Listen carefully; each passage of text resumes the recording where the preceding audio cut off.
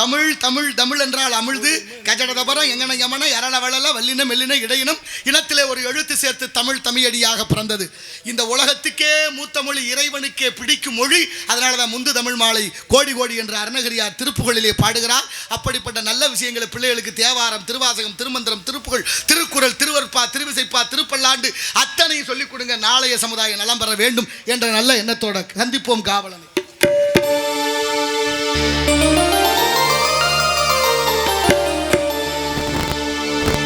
சோலை மலையோரம் சோழக்குயில் பாடும் பாட்டு சத்தம் கேட்கலையோ பாடி வரும். சோலை மலை ஓரும் கோலக்குயில் பாடும், சோலை மலை ஓரும் கோலக்குயில் பாடும் பாட்டு சத்தம் கேட்கலையோ பாடி வரும்.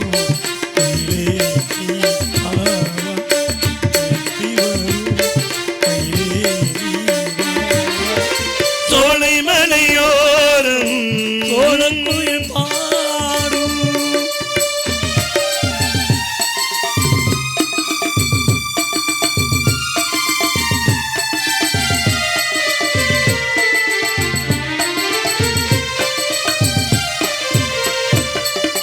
பாட்டாளே நான் கோர்த்த பூவாரமே, படிப்பேனே நம் காது தேவாரமே, உன் பேரை நான் கூற தேனூருமே, என் ஜீவன் உன்னோடு இளைப்பாருமே. பாடி அழைப்பே வருவாய் மயிலே தினம் நீ, சேர துடிக்கும் இதயம் உனையே அழைக்கும். காதலனும் பாடலினாம் அன்பே யாருயிரே ஆசை போகிலே, உன்னை பார்ப்பதற்கே உயிரே உருகுது என்னமே.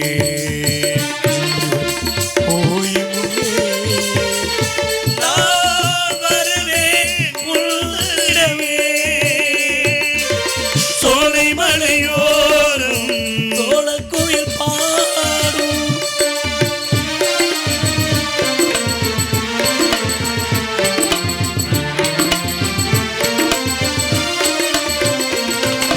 நான் பாடும் பாட்டென்றும் நீதானையா, நீ இன்றி வாழ்வே நான் தானையா, வாழ்வென்று வாழ்ந்தாலே உன்னோடுதான், வாயந்தன் கண்ணே நீ என்னோடுதான், ஜீவன் இருக்கும் வரைக்கும் உனையே நினைக்கும், சேர துடிக்கும் இதயம் உனையே அழைக்கும். காதலனும் பாடலும் காலம் சோலை மலையோரம் சோழக்குயில் பாடும் பாட்டு சத்தம் கேட்கலையோ பாடி வரும். மயிலே நீ வா, தேடி வரும் மயிலே நீ வா. சோலை மலை ஓரும் சோழக்குயில் பாடும். நன்றி நன்றி நன்றி. ஏதோ ஒரு கானம் கேட்டது. கானத்திற்கு சொந்தக்காரர் யார் என்று காண வேண்டும். மண்ட மேல கொண்ட போட்ட சாமிக்கு அரைக்கா,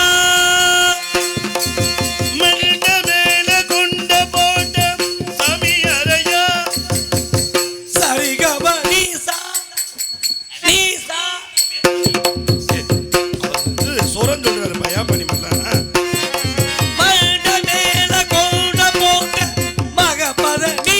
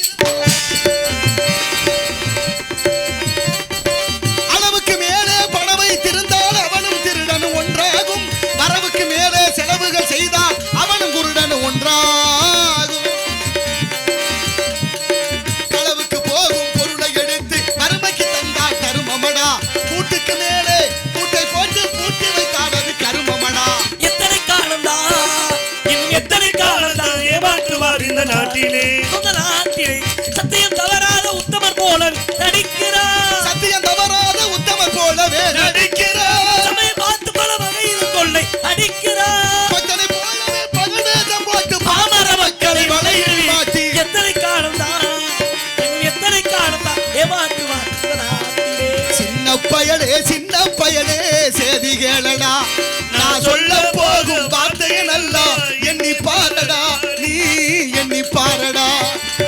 வேப்பமர உச்சியில் நின்று பேயும் நாடுது விளையாட போகும்போது சொல்லி வைப்பாங்க உங்கள் வீரத்தை கொழுந்திலேயே கிள்ளி வைப்பாங்க.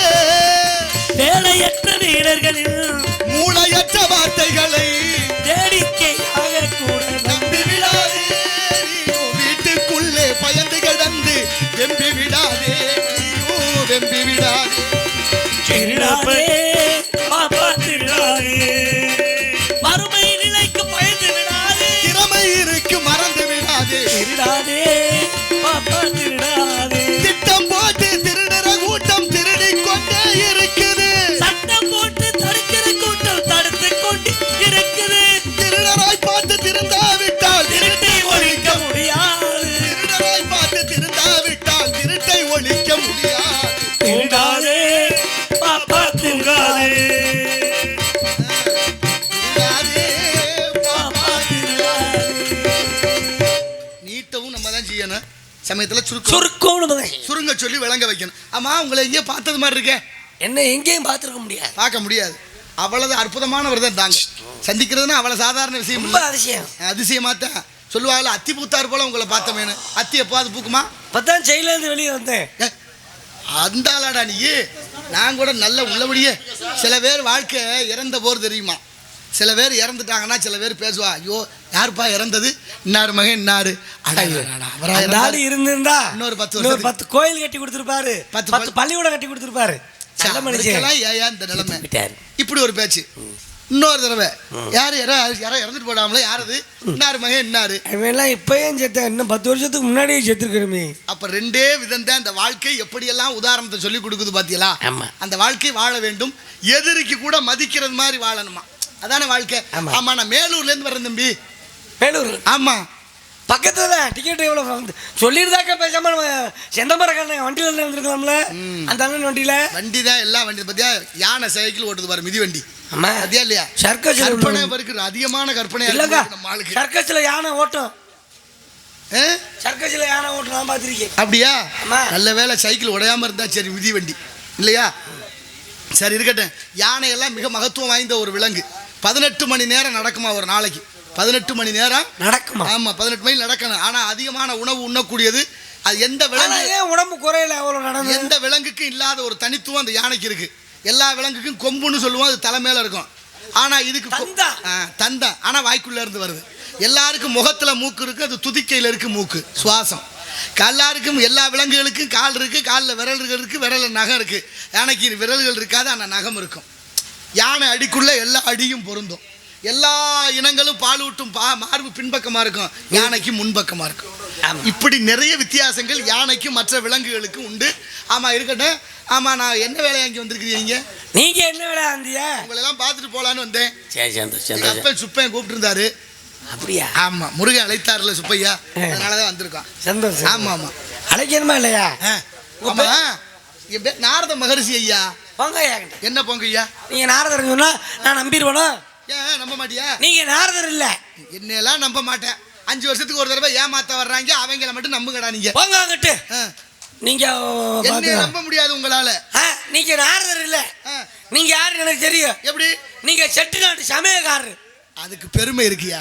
இன்னைக்கும் உலக அளவுல போய் சொன்னாலும் செட்டிநாட்டு சமையலுக்கு தான் பேரு. ஆமா. நான் நேத்து ஒரு ஊருக்கு போயிருந்தேன். பேசுங்க. நேத்து ஒரு ஊருக்கு போயிருந்தேன், ஆண்டிப்பட்டி பக்கத்துல. அத்தாடியும் நினச்சே பார்க்க முடியல. இந்த வருஷமும் போனேன், போன வருஷம் போனேன். விரும்பி தான் கூப்பிட்றாங்க. விரும்பி கூப்பிட்டாலும் அங்கே அம்புட்டு ஒன்றும் சொல்கிற மாதிரி நல்ல நண்பர்கள் தான் அவங்க ஒரு விதமாக இருக்காங்க. ஒரு உணவு கலாச்சாரமே அவங்களுடைய வாழ்வாதாரத்தை தீர்மானிக்குது, வாழ்வியலை தீர்மானிக்குது இல்லையா? அது மாதிரி இந்த உலகத்தில் எங்கே பார்த்தாலும் செட்டிநாடுன்னு பேர் இருக்கும். ஏன்னா அந்த சாப்பாட்டுக்கு மட்டும் இல்லை, அத்தனை விதத்துலையும் கலாச்சாரங்கள், மொழியிலேருந்து, பண்பாடுலேருந்து அத்தனையும் இங்கேருந்து தான் புறப்பட்டு போயிருக்கும் போலன்னு எனக்கு தோணுது. சரி இருக்கட்டும். ஆமா, சமைக்கிறது அவ்வளவு எளிதான காரியம் இல்ல. என்ன சமைக்கிறேன்னு சமையக்காரர் என்ன பாடுபடுவாரு? என்ன விஷயம்? ராத்திரி சாப்பிடும்போது எத்தனை பேர் குறை சொல்லிருப்பீங்க? உப்பு சரியில்லை, உப்பு பத்தல, ஒருத்தர் கூடி போச்சுங்கிறது, அப்புறம் சாம்பார் தண்ணியா போச்சுங்கிறது. ஒரே விஷயம் தாங்க. என்ன? சாம்பார் தண்ணியா இருக்கா கொஞ்சம் பருப்பை வேக வச்சு போட வேண்டியதா. சரி, ஒருவேளை பருப்பு அதிகமா போச்சுனா கொஞ்சம் தண்ணி ஊற்ற வேண்டியதா. சரி, உப்பு பத்தாம போச்சுனா திரும்ப கொஞ்சம் தண்ணி ஊத்துங்க. சரி, உப்பு கூடி போச்சுனா திரும்ப பழையபடி பருப்பை வேக வச்சு தண்ணி ஊற்ற. இதே செஞ்சா எப்ப தாண்டா குழம்பு வைக்கிறது? அதுல வழி இருக்குதே. என்னன்னு? மேலோட்டமா எடுத்தோம்னா ரசம். சரி, நடுக்கொண்டு எடுத்தோம்னாக்கா இது வேற என்னதான் நீ பண்ற நான் பாக்குறேன்டா. நடுக்கொண்டு எடுத்தோம்னா கூட்டு, அதுதான் கூட்டு. பருப்பு கூட்டு, சாம்பார். சாம்பார். அடுத்து கீழே அடியில் எடுத்தோம்னா பருப்பு கூட்டு. அவ்வளவுதான் விஷயம். எல்லாம் சரிதான். அது சமயோசி தான் சிறப்பு. அதெல்லாம் பழையன கழிதலும் புதியன தெரியுமா? பழைய குழம்பு எல்லாம் ஒன்னா சேர்த்து ஒரு குழம்பு வைப்பாங்க தெரியுமா உனக்கு? சூப்பரா இருக்குமே. பாத்துக்க, செட்டி நாட்டுல சாப்பாடை பத்தி தெரிஞ்சுக்கிறேன். சாப்பாடு ரொம்ப முக்கியம், இன்றியமையாத ஒன்று. சொல்றதா உண்மை. அடுத்தவனோட வேதனையை பார்த்து தன் துன்பத்திலே சிரிக்கிறான் பாருங்க. அப்பேற்பட்ட உலகம் இந்த நாடு. ஆமா ஆமா, அது உள்ளதான். எதிரிக்கு ரெண்டு, எனக்கு ஒரு கண்ணு போனாலும் பரவாயில்ல, எதிரிக்கு ரெண்டு கண்ணு போடும் நினைக்கிறேன். ஆமாங்க, அப்படி நினைக்கிறேன். எனக்கு ரெண்டு கண்ணு போனாலும் பரவாயில்ல, எதிரிக்கு ஒரு கண்ணாவது இருக்கணும்னு நினைக்கிறேன். ஒரு மகாராஜா ஒரு அறிவிப்பு விட்டுருந்தாரா. என்னன்னு? இதுவரையும் நான் சாப்பிடாத பழங்கள் எந்த பழம் இருக்கோ அதை கொண்டு வந்து கொடுக்கிறவங்களுக்கு பொருள் சிறப்பு பரிசு நிறைய கொடுப்பேன். சரி, அப்படி நான் சாப்பிட்ட பழத்தை கொண்டு வந்தா அவங்க வாய்க்கிலே அந்த பழத்தை திரிச்சு அனுப்பிடுவேன்ட்டா. பெரிய கண்டிப்பாக ஒருத்தன் ஆப்பிள் பழம், அத தமிழ்ல சொல்ல போனா குமிழி பழம். ஆமா, குமிழி. இந்த குமிழி பழத்தை கொண்டு போய் பழம் கீழே விழுந்த அன்னைக்கு தான் புவியீர்ப்பு பூசையை கண்டுபிடிக்கிறாரு ஐசக் நியூட்டன். சரி, அடுத்து அந்த பழத்தை கொண்டு போய் கொடுத்தாங்க. அதை பார்த்தோன்னே இவர் கோமம் வந்துருச்சாண்டா. ஒரு நாட்டு ராஜா, நான் இந்த பழம் சாப்பிட்டதுல எத்தனை இதுக்கு போயிட்டு இருந்து எனக்கு தெரியாதாடா? காவலாளிக்கவா அவன் வாயில பழத்தை திணிச்சிருந்தார். அடிச்சு முக்கி அடிச்சு அமுக்கி உள்ள தள்ளிட்டாங்க. அது கொஞ்சம் நசுக்குனா கூட சாப்பிடலாம். ஆப்பிள் பழத்தை உள்ள அமுக்கியாச்சு. அடுத்து ஒருத்தன் போயிருக்கான். என்ன? அண்ணாச்சி பழத்தை கொண்டு போயிருக்கேன். ஆஹா, அது கொஞ்சம் பெருசா அவ்வளோ இருக்கு. அதை பார்த்துட்டாரு. இந்த பழத்தை கூட நான் சாப்பிட்டது இல்லையா, அண்ணாச்சி பழம் கூட எனக்கு தெரியாதா? அவன் வாயில திணிட்டான்னா அண்ணாச்சி பழம் உள்ள போகல. எப்படா போக? இந்த காவக்காரைய வச்சிருப்பான கையில வேலு, அதை வச்சு 2 கடவையும் கிழிச்சிட்டாங்க. கிழிச்சு உள்ள வச்சு அமுக்கி உள்ள தள்ளிட்டா. குளிச்சா இந்த தாடை அந்த ரத்தம் ஒழுகுது. ஆமா ஆமா, இவன் அந்த நேரத்துல அதிக வலிமையான இடம் எது தெரியுமா? அதிக வலிமையான இடம், உடையாத இடம் இந்த தாடை மட்டும்தான். அந்த தாடையவே உடைச்சு தொங்க ஆரம்பிச்சிருச்சு. பெரிய கொடுமைடா. அந்த நிலைமையில சிரிச்சுக்கிட்டு இருக்கிறேன். இவன் காவக்கார கோவப்பட்டு, ஏண்டா வாயிரட்டை கிழிச்சு ரத்தம் ஒழுகுது, நீ சிரிக்கிற இந்த நேரத்துல, நீ ஏண்டா சிரிக்கிற? இந்த துன்பத்துல ஏண்டா சிரிக்கிற? இல்லங்க, அண்ணாச்சி பழம் கொண்டு வந்து எனக்கே இந்த கதி. பின்னால ஒருத்தன் பலாப்பழம் வச்சுக்கிட்டு இருக்கான், அவனுக்கு எதிர திருப்பியோன்னு நினைச்சு சிரிச்சானா. ஏன்னா பிறர் துன்பத்திலையும் இவன் பார்த்து சிரிக்கிற நாடு இந்த நாடு. இன்பம் எங்கே என்று தேடு, அது எங்கிருந்த போதுன்னு ஆடி ஓடுன்னு பாடல்கள் எல்லாம் நமக்கு நிறைய தத்துவங்களை கற்றுக் கொடுக்குது. அதிகமாக இன்பம் எங்கே வருது? மனம் ஒடுங்க இன்பம், மனம் விரிய துன்பம். ஆசையே துன்பத்திற்கு காரணம் தானே. அது மாதிரி இந்த உலகம் பல வித, எந்த குழந்தையும் நல்ல குழந்தை தான். மண்ணில் பிறக்கையில் அவர் நல்லவராவதும் தீயவராவதும் அன்னை வளர்ப்பதிலே தாயை போல பிள்ளை நூலை போல சேலை. ஏன் சொன்னாங்க? எல்லா பிள்ளைகளும் தாயார் தான் பெற்றெடுக்கிறா, தாயார் தான் வளர்க்குறா. ஆனால் எல்லா பிள்ளைகளுமா ஒழுங்கா இருக்கு இல்லை, சில பிள்ளைகள் சரியில்லாமல் போயிருது. அதுக்கு என்ன காரணம் தெரியுமா? சேர்மானம் சரியில்லை. அது மட்டும் இல்லை, குழந்தைய எப்போ வளர்க்கணும்? கருவில் இருக்கும் போதே வளர்க்கணும். அதனாலதான் எந்த குழந்தை நல்ல குழந்தை தான். மண்ணில் பிறக்கையிலே அவர் நல்லவராவதும் தீயவராவதும் அன்னை வளர்ப்பினிலேன்னு சொன்னீங்க. ஒரு குழந்தை பிறக்க எத்தனை மாசம்? 12 மாசம். என்னடா நீ வித்தியாசமா சொல்ற? காவலாளி எல்லாம் அப்படி சொல்ல மாட்டாங்களே. ஒரு ஆள் தான் 12 மாதம் சொல்றேன். சரி, தாயார் எத்தனை மாசம்? தாயார் 10 மாசம், தந்தையோட கருவில 2 மாசம். ஓ, அப்பா 2 மாசம். அந்த விந்துங்கிற வீரியத்தை சுமக்கணும்ல. அப்பா 2 மாதம் சுமந்தா தான் யார் மையன்னு கேட்டா இன்னார் மையன்னு சொல்லணும். பேரை எழுதும் போதே அப்பாவோட முதல் எழுத்து அங்கே வந்துடுது. அப்படின்னா அப்பா முதல் காரணம். அதனால தான் பிந்தைநாதம், பிந்துநாதம், பரநாதம், பராபரநாதம், அமரநாதம்ங்கிற 5 வகை நாதம். நாதம் என்பது விந்து வடிவமாக ஆணுடைய கருவில் 2 மாதம். 2 மாதம் ஆண் சுமந்து அந்த வீரியத்தை தாயார் கருவறைக்கு செலுத்தினா 3ஆவது நாள் தைலமா இருக்கு, 7ஆவது நாள் மலர்ந்திருக்கு, 30ஆவது நாள் முழு பிண்டமாகுது, 2ஆவது மாதம் தலை உண்டாகுது, 3ஆவது மாதம் வயிறு உண்டாகுது, 4ஆவது மாதம் பாதம் உண்டாகுது, 5ஆவது மாதம் முதுகெலும்பு உண்டாகுது, 6ஆவது மாதம் ஜீவன் உண்டாகுது, 7ஆவது மாதம் கண்மூக்கு செவி உண்டாகுது, 8ஆவது மாதம் சகல உறுப்புகளும் பூர்த்தியாகுது, 9ஆவது மாதம் பூர்வ ஜென்ம நினைவு உண்டாகுது, 10ஆவது மாதம் குழந்தை தலைகீழாக திரும்பி பூமியை நோக்கி கதறி வருது. இது ஆன்மீகம், இதுக்குள்ள அறிவியல் இருக்கு. இப்ப என்ன காரணம்? 6ஆவது மாசம் குழந்தைக்கு உயிர் வந்துருச்சா? ஆமா, ஜீவன் வந்துரும். உயிர் வந்தோன்னு என்ன செய்யும் தெரியுமா? தாய் சிரிச்சா குழந்தையும் சிரிக்குமா, தாய் அழுதா குழந்தையும் அழுகும், தாய் தூங்குனா பிள்ளையும் தூங்கும், தாய் முழிச்சிருந்தா பிள்ளை முடிச்சிருக்கு. தாய் கருவுல பிள்ளைய வச்சுக்கிட்டு என்னென்ன செய்யறாளோ அத்தனையும் பிள்ளை. தாயோட வயிற்றுக்குள்ள இருக்க புள்ள 6வது மாசம் தாய் செய்யறது பூரா புள்ள கேட்டுக்கிட்டு இருக்கும். அதனாலதான் 7வது மாதம் வளகாப்பு கொண்டாடணும். வளகாப்புக்கு நிறைய வளையல் போட்டு மங்களகரமா அந்த பொண்ணுக்கு என்னென்ன பிடிக்குதோ அத்தனையும் கொடுத்து அதை சந்தோஷமா வச்சுக்கிட்டு அந்த புள்ள மகிழ்ச்சியா இருப்பான்னு கண்டுபிடிச்சாங்க. அதான் உண்மை, அதுதான் அறிவியல்லையும் சொல்லப்படுது. அது மகாபாரதத்துல சுபத்திர வயிற்றுல அபிமன்யு இருக்கும்போது சக்கர வியூகம் என்ற பத்ம வியூகத்தை அமைக்கிற போது அர்ஜுனனுக்கு கண்ண பரமாத்மா சொன்னதை கேட்டுக்கிட்டே இருந்த சுபத்திர அதை உடைக்கிறத சொல்லும் போது தூங்கிட்டா, அதனால அந்த புள்ள செத்தான். அது கதை சொல்லுது. அது மாதிரி தாய்மார்கள் 6வது மாதத்திலிருந்து 10வது மாதம் வரைக்கும் பிள்ளைய கருவில் வச்சிருக்கிற போது கோவப்படக்கூடாது, பொறாமப்படக்கூடாது, துக்கப்படக்கூடாது, அது நிறைய அழுகக்கூடாது. நல்ல வீர வரலாற்றுக்களை படிக்கணும், நல்ல சங்கீதம் கேட்கணும், நல்ல விதமான புத்தகத்தை படிக்கணும். அதுலேயும் ராமாயணத்தில் சுந்தரகாண்டம் படிக்கணும், நல்ல தேவாரம், திருவாசகம், திருமந்திரம் இதெல்லாம் படித்தா உங்கள் புள்ள கேட்டுக்கிட்டே இருப்பேன். இதெல்லாம் கேட்டு வளர்கிற புள்ள அதுதான் தாயை போல புள்ள. என்ன செய்கிறீங்களோ அதை புள்ள செய்யும்.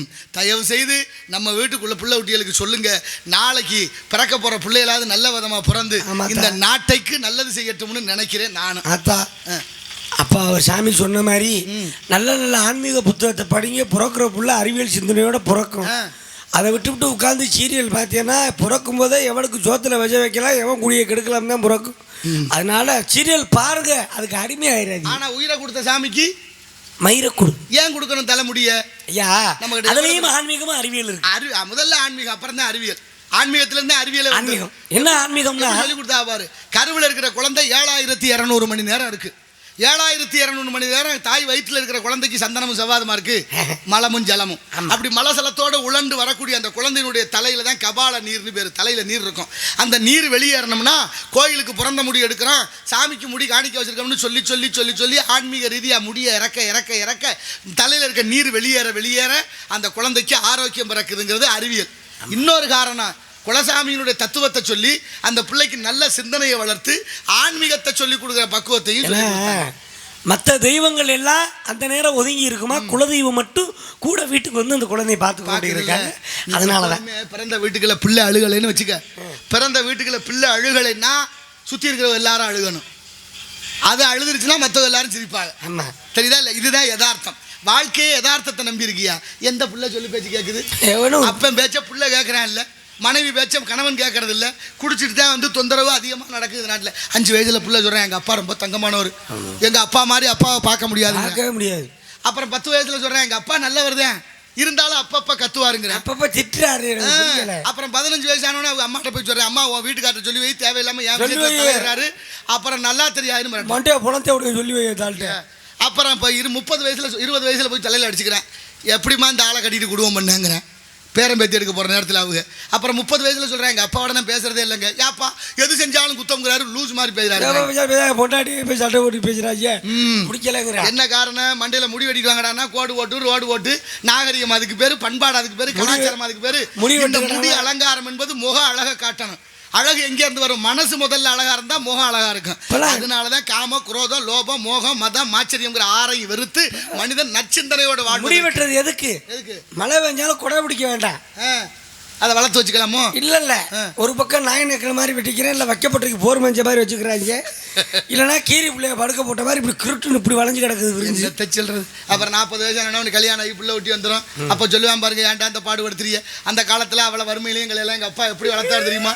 எங்கள் அப்பா மாதிரி. ஏன் நீ அழுகிற? எங்கள் அப்பா மாதிரி அப்பாவை பார்க்க முடியாதும்பா. சரி, அது போட்டு நாரத மகரிஷி இங்கே வந்திருக்கிறேன், இங்கே ஒரு சத்தம் கேட்டுச்சு. அது என் தங்கை வள்ளியம்மனது காதலின் உள்ளே திணைக்காம. அப்படியா? உங்கள் பேரு? என் பேரு சுப்பு சுல்தான் சூசை. பரவாயில்ல, எம்மதமும் சம்மதம், நல்ல விதமா மொழி பற்றோட. எங்க தாத்தா வெங்கட்ராம ஐயர். ஓ, இருக்கட்டும். ஐயரா ஐயங்காரா? ஐயங்கார். குருக்கள் வேற. எங்க அப்பா முனிசாமி நாயக்கர். அடடே, நம்ம சிடி நாயுடு பத்தி கேள்விப்பட்டிருக்கிறியா? சிடி நாயுடு நமக்கு சீடி போட்டு வைக்க மட்டும்தான் தெரியும். மடப்பயல அவர் அமெரிக்கா போகும்போது கப்பலில் போனாராம். கப்பலில் போகிறது நடுக்கடலில் கப்பல் தீப்பற்றி எரிஞ்சிருச்சு. ஏதோ உதாரணம் சொல்லுவா, பெரிய சிடி நாயுடு பெரிய விஞ்ஞானம் பெய்கிறார் சொல்லுவாங்கல்ல, நம்மளை பழமொழி சொல்லும்போது. அவர் நிறைய பொருள்களை கண்டுபிடிச்சார். அவர் இந்திய அரசாங்கம் அவருக்கு அங்கீகாரம் கொடுக்கல, எல்லாத்தையும் போட்டு உடைச்சார். இது வரலாறு, அவர் எழுதிய புத்தகத்தில் இருக்குது. அவர் அமெரிக்கா போகிறது நடுக்கடலுக்குள்ள அந்த கப்பல் தீப்பிடிச்சிருச்சு. தீப்பிடிச்சோன்னே எல்லாரும் குதிச்சு தண்ணிக்குள்ளே விழுகிறாங்க. தண்ணிக்குள்ளே விழுந்தால் எல்லாரையும் சுறா மீன் அடித்து சாப்பிடுது. இவர் யோசிக்கிறார், தீக்கு இரையாகுமா இல்லை மீனுக்கு இரையாகுமா? தீக்கு இரையாகுமா இல்லை தண்ணிக்குள்ள விழுந்து மீன் சாப்பிடட்டுமா, சரி ஏதோ ஒன்று அந்த உயிரினமாவது நம்மளை சாப்பிட்டு நல்லா இருக்கட்டும் அப்படின்னு கடைசியாக தண்ணிக்குள்ள குதிச்சிட்டாரு. தண்ணிக்குள்ள குதிச்சா எல்லாரையும் அடித்து சாப்பிட்டு அந்த சுறா மீன் இவர் அடிக்கலை, சுற்றி சுற்றி வந்துக்கிட்டே இருந்துச்சான். என்ன எழுதுறாரு தெரியுமா? வாழ்நாள் முழுவதும் நான் சைவத்தை சாப்பிட்டேன், என் உடம்புல இருந்து மாமிச வாடை வரலை, அதனால என்னை சுறா திங்கலேன்னு எழுதுறாரு. எவ்வளவு முக்கியம் பத்தியா? நாளா சுத்தா செய்வான் தெரியும். ஆட்டுக்கறி, மீன், முட்டை, கோழியை தவிர வேற சாப்பிடுறது இல்லை. மிக மிக நல்லவர்களாக இருப்பதாக சொன்னார் மேல்நாட்டு அறிஞன் பெருநாட்சா. நபிகள் நாயகத்தை கல்லால் அடிச்சது இந்த உலகம், இயேசுநாதரை சிலுவையில் அறிஞ்ச இந்த உலகம், அப்பர் பெருமான கல்லில் கட்டி கடலில் போட்டா மகேந்திர பல்லவன், ஞான சம்பந்தர் குடியிருந்த மரத்துக்கு தீ வச்சான் சமணர்கள் இந்த உலகத்தில், சமணர்கள் மதுரையிலே. இந்த உலகம் உருண்டேன்னு கட்டி குடிச்ச விஞ்ஞானி கல்லூலியை உயிரோட கொளுத்தியது இந்த உலகம், மகாத்மாவை சுட்டது இந்த உலகம். இதை விட சொல்லவா? ஆட்டுக்குட்டி வீட்டுக்கு வீடு புள்ள மாதிரி வளர்க்குறான். ஆடு புள்ள மாதிரி வளர்த்துட்டு மச்சான் வீட்டுக்கு வந்துட்டாருன்னா அதுக்கு ஆயுசு முடிஞ்சு வருது. எந்த ஆட்டுக்குட்டியாவது பேரம்பேத்தி எடுத்து செத்துருக்கான்? சாமி, ஆட்டுக்குட்டியை வச்சு பேசாங்க. ஆடு கடிச்சு மனுஷன் ஜாகலை, கோழி கொத்தி மனுஷன் ஜாகலை, மீன் கடிச்சு மனுஷன் ஜாகலை, அதெல்லாம் கடிச்சு மனுஷன் ஜாகலை. நான் ஒன்றும் சொல்லலை. மனுஷன் இருக்கு குணம். ஆடு செய்வோம், மாடு செய்வோம், மான் செய்வோம், குரங்கு செய்வோம், யானை செய்வோம், இத்தனையும் செய்வோம். மனுஷன் செய்வோம்னா சாப்பிட வர்றதில்லை. என்ன புலம்புழுங்கிற? ஆனால் நான் என்ன சொல்ல வரேன், ஆட்டுக்கு மாட்டுக்கு மனுஷனுக்கு பல்லு தட்டையாக இருக்குது. ஏன்? தாவரத்தை உண்ணுவதனால. நான் சொன்ன ஆடு மாடு மனுஷனுக்கெல்லாம் பல்லு கடவாயில் ஒரு பல்லு இருக்குது. நாய் நரி புலி சிங்கத்துக்கு பல்லு கூர்மையாக இருக்கும், அதுக்கு கடவாயில் பல்லு கிடையாது. நம்மெல்லாம் அரைச்சி சாப்பிட்ற ஆளுங்க. மாடு கூட 4 வயிறு இருக்குது, ஒரு வயிற்றுல சேமித்து வைக்கும், ஒரு வயிற்றுல இப்படி சேர்த்து வச்சு அப்புறம் வெளியில் கொண்டு வந்து மாடு படுத்துருக்கும் போது அசை போடுறது ஏன் தெரியுமா? உள்ளே போன இறைய வெளியில் கொண்டு வந்து அதை அரைச்சி கூழாக்கி சாப்பிடுது. சாதாரண 5 அறிவு படித்த மாட்டுக்கு இருக்கிற அறிவோட மனுஷனுக்கு இல்லை. அவசரமாக அள்ளி தள்ளிட்டு போய் சீக்கிரம் நோயை கண்டுபிடிச்சி கொண்டாந்து சேர்த்து சாவுறாங்க. அப்போ உணவு மனிதனுக்கு உணர்வை கொடுக்க வேண்டும். அதனால தான் இத்தனை இருக்குது. நாய் நரிக்கெல்லாம் வேர்க்காது. நான் வாயில் சல்வாயின்னு ஒன்று வடியும் தெரியுமா? அதுதான் அதுக்கு அது திரவம். அந்த திரவம் தான் உணவை செரிக்க வைக்குது. அது அப்படியே முழுங்குது. அதுதான் அதற்கு செரிமான சக்தியை கொடுக்குது. நமக்கு வியர்வை சுரப்பி இருக்குது, அதுகளுக்கு இல்லை. இவ்வளோ ஒப்பீடு பண்ணி பார்த்தீங்கன்னா மாமிசத்தை யாரும் தொட மாட்டோம். சரி சொல்லு. அதுக்கான வேற ஆட்டுக்குட்டின்னு பேசணுன்னு ஆட்டுக்குட்டி சொன்னோன்னு ஆனால் சரியில்லை. ஆமாம், நீங்கள் பெரிய பஞ்சாயத்து தலைவர். ஆட்டுக்குட்டினால ஒரு பஞ்சாயத்து பண்ணு நீ. ஆமாம், தலைவராக இருந்தீங்களோ? ஆமாம், ஊர் பஞ்சாயத்து தலைவர் நீங்கள் தானே. அதோட எனக்கு யாரும் இப்போ ஓட்டு போடுறதுல நான் போடுறதில்லை. ஊரை விட்டு விரட்டிட்டாங்க. நல்லது பண்ணி தான் ஓட்டு போட. ஒரு பஞ்சாயத்து தான் பண்ணு, ஊரை விட்டு விரட்டிட்டாங்க. அந்த லட்சணத்தில் பண்ணியிருக்கிறேன் உன் பஞ்சாயத்து. ஏன் பஞ்சாயத்தில் தப்பு இல்லை, அவங்க மேலே தான் தப்பு. என்ன தப்பு? ஐயா, கருப்பாயி வீட்டு வாசல் நெல்லு காய போட்டுருக்கு. சரி, அந்த நெல்லை எடுத்த விட்டு சுப்பன்ட்டு ஆடு போய் நெல்லை மேய்ஞ்சி பிடிச்சி. ஓ, ஆட்டுக்குட்டி மேய்ஞ்சிருச்சு, நெல்லை மேய்ஞ்சிருச்சு. சரியா சூன்னா விரட்டினா ஓடி போயிருக்கேன். இந்த மாதிரி சூன்னு சொல்லல, உலக்கைய தூக்கி ஒரே அடி அடிச்சு காலை உடச்சு பிடிச்சி ஆட்டுக்குட்டி காலை. பாவம்டா. இதை பார்த்த சுப்பன் கோவப்பட்டு போன ஓக்கில் ஏன்ட்டு ஆட்டுக்குட்டியை உதஞ்சான்னு ஒரே உததான். அவன் உதஞ்சி விட்டான். அவன் உதஞ்சதுல அந்த பொம்பளை பிள்ளை 6 மாதம் கற்பமாக இருந்திருக்கு. கற்பம் கலைஞ்சி போச்சு. எவ்வளோ பெரிய பாவம் பத்தியா? இது பஞ்சாயத்து உங்கள்கிட்ட வந்துருச்சு, என்கிட்ட வந்துருச்சு. நான் சொன்னேன், எப்படி திருப்பி சொன்னீங்க? ஏமா கருப்பாயி, அது வாயில்லா ஜீவன். அது வந்துருச்சுன்னா சொன்னா அது ஓடி இருக்கான். அதை கட்டை எடுத்து கால் உடைச்சிருக்க பாரு. நீனா ஒரு பொம்பளை இப்படி அடிச்சு உடைக்கலாமா? உனக்கு என்ன தண்டனைனா, அது காலை உடைச்சதுக்கு இந்த ஆட்டுக்குட்டியை கொண்டு போய் உன் வீட்டில் வச்சு அதுக்கு வைத்தியம் பார்த்து திரும்ப சுப்புண்ட கொடுக்கறது உன் பொறுப்பு. 6 மாதம் ஆனாலும் அதை பத்திரமா காப்பாற்றி கொண்டாந்து கொடுத்துரு. சரியான தீர்ப்பு. நீதாயா தலைவர். சுப்பனை கூப்பிட்டேன், இங்கே வாடா. என்ன புள்ள இல்லாமல் எத்தனை பேர் தவம் இருக்கிற, அக்னியில் இறங்குற, மண் சோறு திங்குறாங்க, கோயிலா போற, கள்ள கண்ட இடம்லாம் கும்பிடுறா. அப்பேற்பட்ட ஆட்டு திரிபுரா போய் ஊசி போட்டு புள்ள வச்சுக்கிறாங்க. இப்படி இருக்கப்ப ஒரு கருவு சிசுவை அழிச்சது நீ தப்பு, பெரிய தப்பு. நீ என்ன செய்யற? அன்னிக்கவே முடியாது. கருப்பாயை கூட்டி கொண்டு போய் உன் வீட்டில் வச்சு மாசமாக்கி அனுப்புறது உன் பொறுப்புன்னு. நல்ல தீர்ப்புடா. ஆள் தாண்டா வேணும் நாட்டில். உலக அறிவாளி பூரா தமிழ்நாட்டிலாம் இருப்பாங்களா நினைச்சா நீங்க முதல்ல சொன்னீங்க. சீடி நாயுடு கப்பலில் ஓனாரு, அது வந்துருச்சுன்னு. 3 நாட்டுக்காரன் கப்பலில் ஓடுறேன். எதுக்கு? தமிழ்நாட்டுக்காரன், ஜப்பான் நாட்டுக்காரன், அமெரிக்கா நாட்டுக்காரன் 3 பேர் கப்பலில் ஓடுறேன். கப்பல் பொத்துக்கிட்டு தண்ணி உள்ளே வந்துருச்சு. கப்பல் பொத்து தண்ணி உள்ள வந்துருச்சு. சரி, அப்ப இதுல உள்ள ஒரு 3 பேர் குதிச்சுட்டானா இந்த கப்பலை கொஞ்சம் சரியா கொண்டு போயிடலாம் கரைக்கு அப்படின்னு அந்த கப்பலை ஓட்டுறவர் சொல்றாரு. சொன்ன உடனே என்ன வந்துட்டு, அமெரிக்கா நாட்டுக்காரன் வாழ்க அமெரிக்கா அப்படின்னு அப்படி குதிச்சுட்டான். துச்சமா நினைச்சிருப்பான். அடுத்த பார்த்தா ஜப்பான் எடுக்கிறான். அவன் குதிக்கிறப்ப வாழ்க ஜப்பான்ட்டு அவன் குதிச்சுட்டான். பரவாயில்லையே, நம்ம தமிழ்நாட்டுக்கு வரேன் பார்த்தால வாழ்க தமிழ்நாட்டு பக்கத்துல இருந்த கேரளாக்காரன் தூக்கி போட்டான். எப்போதுமே இந்த கெடுக்கிறதுல தமிழ்நாடு தாண்டா உதாரணமா சொல்லுவீங்க. ஐயா, தமிழ்நாட்டில் இருக்கேன் பூரா நல்லவன், தமிழ்நாட்டில் பிறந்த பூர்வகுடியான தமிழ் மக்கள் பூரா நல்லவர்கள். அதனால தான் வந்தாரை வாழ வைக்க வந்தமிழ்நாடுன்னு பேர் பெற்றது. வந்தாரெல்லாம் வாழ வைக்கிற தமிழர்கள் பூரா கீழே போயிட்டோம். வந்தவன் பூரா தலையில் ஏறிட்டேன். பகிரங்கமாக மிரட்டு விடுறேன், தமிழை பற்றி பேசாதேன்னு. எங்கடா போய் சொல்கிறது? உங்கள் நாட்டில் ஒன்றும் சொல்கிறதுக்கு இல்லை. வரட்டும் சூதுகவும் இறுதியில் தர்மம் வெல்லும். அப்போ வள்ளி இருக்குன்னு சொன்னீங்க. அதுக்கு மேலே காதலி அழைத்து வருகிறேன். அது யாரு? சாமி, இந்த கையை காலான்னு நினச்சிக்கோங்க. அந்த பிள்ளைய ரொம்ப நாளா நான் காதலிக்கிறேன். ஒன்றும் தப்பு இல்லை. இதில் என்ன இருக்கு? நிஜமாவா? நிஜம் என்பது அன்பு தானேடா. நிஜமா நிஜமா அந்த சூடத்தை எடுத்து வருவா. சரியாயிட்ட அணைய மாட்டா. அவங்க சூடம் கொடுத்துறதுல இருக்க சாமி, சரியா அந்த பிள்ளை என்கிட்ட அணைய மாட்டேங்குது. அதுக்கு நீங்க என்ன செய்றீங்க? ஒரு 101 ரூபா காசு அந்த பிள்ளை அணைச்சு விட்டு போங்க. பஞ்சாயத்து தலைவர் முகரில் பாருங்க, முகரில் முட்டியை போட்டு உடைக்க கூப்பிடுறேன் அந்த பிள்ளைய. வெளியே சொல்லாத. ஐயா, நான் கனவுக்காக காங்கிறது இல்ல. எதுக்கு நீ கூப்பிட்டிய? நம்ம எடுத்துக்கா.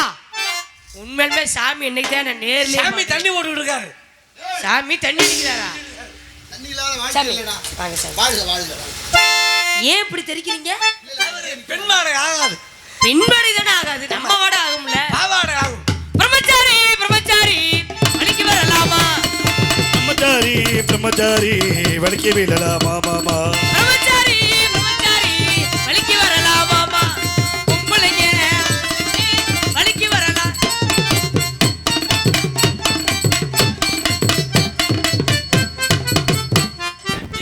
கட்டி பூடிடா கண்டபாடி கட்டி பூடிடா. இன்றுதான் பிறந்த நாள் கண்டிருக்கிறாய். நல்ல மங்களகரமாக வாழ்க. நோயற்ற வாழ்வும் குறைவற்ற செல்வமும் நிறைந்த செல்வத்தோடு என் அப்பன் முருகனுடைய திருவருளால பல்லாண்டு வாழ வாழ்த்துகிறேன்.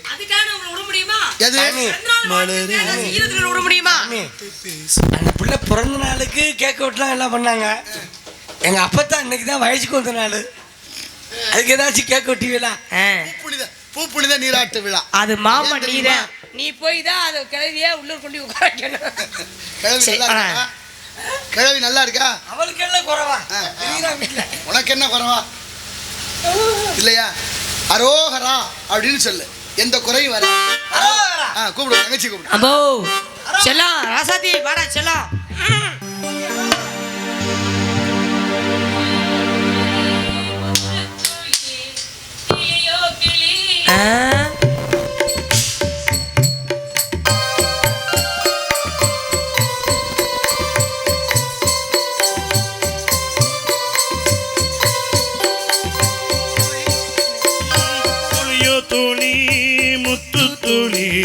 கிளியோ கிளி தங்க கிளி கனியோ கனி வண்ணக்கனி எல்லாம் ஒரு பெண்ணானது, பெண்ணாகியே பண்பாடுது.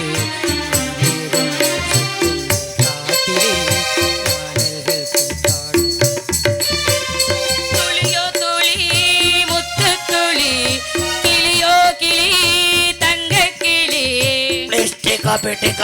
டீ வேணுமா உள்ள?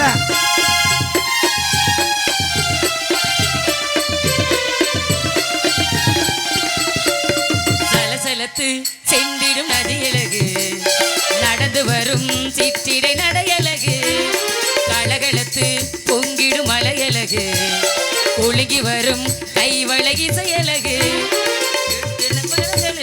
கொஞ்சிடும் பறவைகளும் நித்தமும் மரபு விட்டு நின்றிடு பூமரமும் என்னிட பல கதைகள் சொல்லிடு முகிர் தோழி சொன்னது விலமனதில் வந்திடு சுகப்போடி பூக்கூட்டம் பாராட்டும் பூங்காற்று நான். துளியோ துளி முத்து துளி கிளியோ கிளி தங்க கிளி.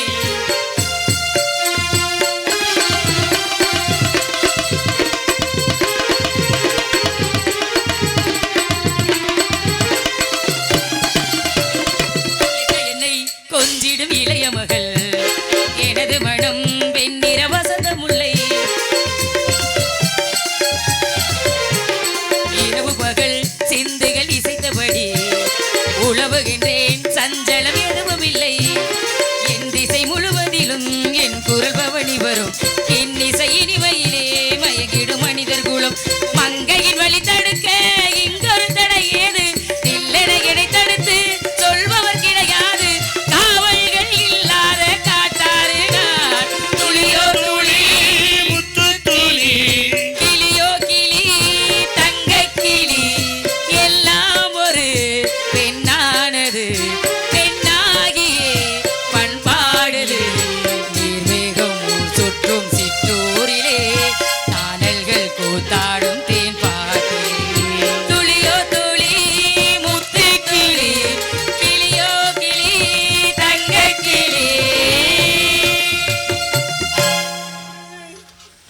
தங்கச்சி தங்கச்சி வணக்கம் அண்ணா. கிளியோ கிளி இன்னைக்கு அருள் அண்ணன் இல்ல, இல்லாட்டினா அருள் அண்ணன் 2 வச்சிருப்பாரு. சாமி சுவாமி அழைத்து வாருங்கள் அண்ணா. நான் வச்சிருக்கேன். வாயா கொரடி. சுவாமிகள் வந்திருக்கிறார். அதனாலதான் அதுக்கு அது பேரு. வணங்குகின்றேன் சுவாமி. வந்தாரை பாமாலை பாடி வரவேற்பது எங்களது பாரம்பரியமே ஆகையினால். வாய கொரடி.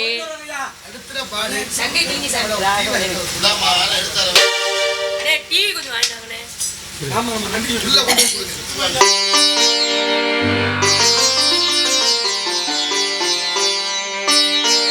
ராகவனே ரமணா ரகுநாதா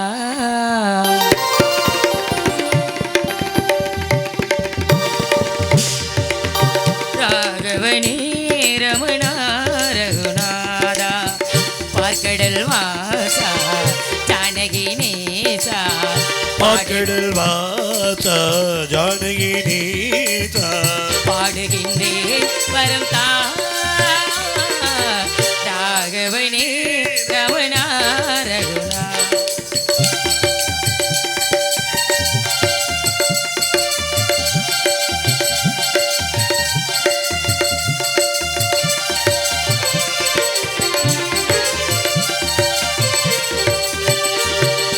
யாகேசர் உனை நெஞ்சில் பதித்தாரே, சங்கீத மலர் கொண்டு துதித்தாரே.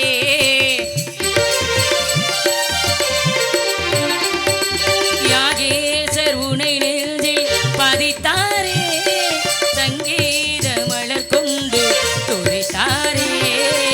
வைதேகிநாதா வடமலை ராஜா வைதேகிநாதா வடமலை ராஜா ஆனந்தா அன்பை தா. வணங்குகிறேன் சுவாமி. எனக்கு முன்பதாக அண்ணனும் தோழியும் தங்களை சந்தித்து ஆசைகள் பெற்றது எண்ணி மிகவும் பெருமைப்படுகின்றேன். தாங்களே என் இருப்பிடம் தேடி வந்து நினைந்தவுடன் அளவுகிற மகிழ்ச்சியும் ஆச்சரியமாகவும் இருக்கிறது. தம்மை பெரியார் தாமர ஒழுகுதல் பன்மொழியில் எல்லாம் தலை என்ற பொன்மொழியின்படி தம்மை விட பெரியாரின் நட்பும் தொடர்பும் ஆசீர்வாதமும் மிக சிறந்த செயலாகும் என்பார்கள். ஆகையினால் நாட்டு மக்கள் அண்ணன் தோழியர் இச்சிறியவளுக்கும் நல்லாசை கூறுங்கள் சுவாமி.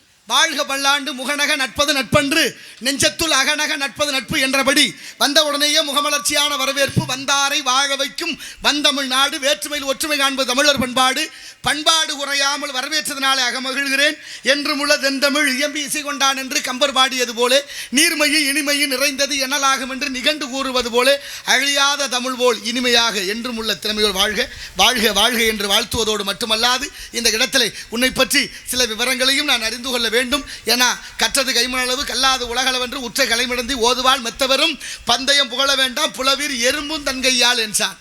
வான்குருவியின் கூடு வல்லருக்கு தொல்கரையான் தேன் கிளம்பி யாதருக்கும் சொல்லாமை என்று வலிமை கூற வேண்டாங்கன்னு எல்லாருக்கும் ஒவ்வொன்று எளிது. அவரவருக்கு ஒவ்வொன்றும் எளிது. கரையான் புத்து கட்டுதுன்னா நம்ம கட்ட முடியுமா? ரொம்ப சிரமம். சிலந்தி வலை பண்ணுதுன்னா நம்ம பண்ண முடியுமா? முடியாது. அது மாதிரி ஒவ்வொன்றுக்கும் ஒவ்வொரு அறிவை கொடுத்திருக்கிறான் இறைவன். ஓரறிவு மரஞ்செடி கொடிகளுக்கு, ஈரறிவு புழுப்பூச்சிகளுக்கு, 3 அறிவு நீரில் வாழ்வன, 4 அறிவு பறவைகளுக்கு, 5 அறிவு விலங்குகளுக்கு, மனிதர்கள்ல பல பேருக்குமாம் 6 அறிவு தானே மக்கள் என்பார் தொல்காப்பியர். அப்படி அந்த வகையிலே வாழ்த்துவது கடமையாக அந்த வாழ்த்து நிலையானதாக இருக்க வேண்டும் என்ற நல்ல எண்ணத்தோடு வாழ்த்துங்க. 5 ரூபாய் செம்மண்ணிலே தண்ணீரை போல் உண்டான சொந்தம் இது செம்மண்ணிலே உண்டான சொந்தம் இது சிந்தாமணி ஜோதியை போல் உருவான பந்தம் இது தங்கை அல்ல தாயானவள் கோடி பாட நான் பாட பொருளானாள் ஒரு தங்கரதத்தில் பொன்மஞ்சள் நிலவு ஒரு தங்கரதத்தில் பொன்மஞ்சள் நிலவு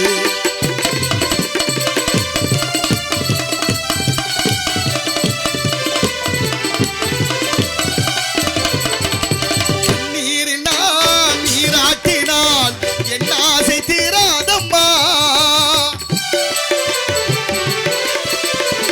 300 நாள் தாளாட்டினால் என் பாசம் போகாதம்மா என் ஆலயம் பொன் கோபுரம் 7 ஜென்மங்களானாலும் மாறாதம்மா ஒரு தங்கரதத்தில் பொன்மஞ்சள் நிலவு ஒரு தங்கரதத்தில் பொன்மஞ்சள் நிலவு